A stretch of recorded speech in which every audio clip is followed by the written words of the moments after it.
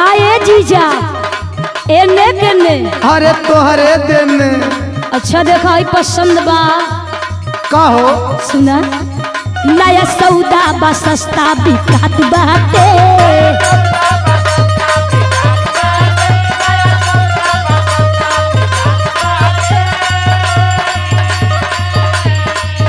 मंग जवन नजर से दिखात बाटे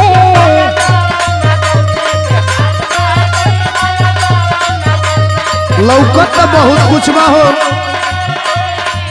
नया सौदा बा सस्ता बिकात बाटे अच्छा? मंग जवन नजर से दिखात बाटे बोल काले वो हमसे निशानी में निशानी देवल चाहता हो। हूँ तो सुना सुनावा जवन चाहेला सबके जवानी में एगो चुम्मा चाही जजमानी में।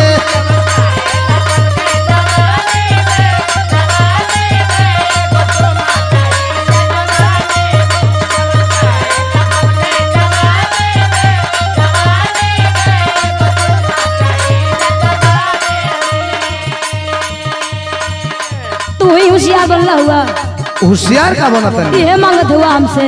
हाँ सुना बुझिला बात बड़ी तोहने लचालू सच तो भीरी का हमसे लजालू।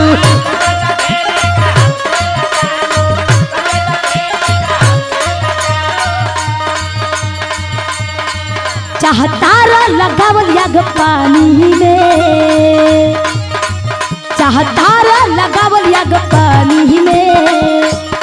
अरे ये बात ना हो अरे का बात है जवन चाहेला सबके जवानी में एगो चुम्मा चाही जजमानी में।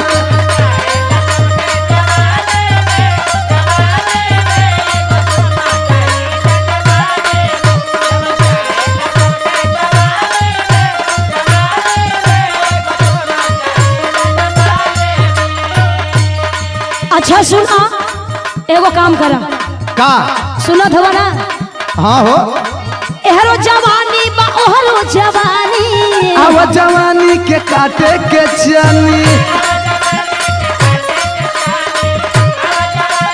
जीजा का सेवा कल चाहत तो तोहू के एगो काम करे भई का देवा चले के परी दलानी में ऐसन का देवा चले के परी दलानी में।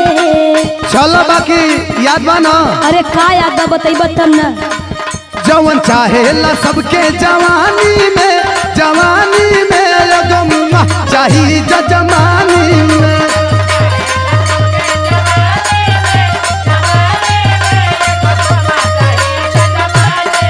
जवन चाहेला सबके जवानी में एगो चुम्मा चाही जजमानी।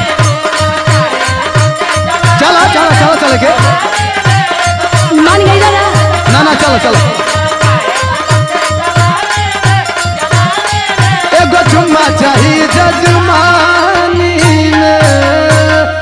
बहुते चालू बड़ा ये ना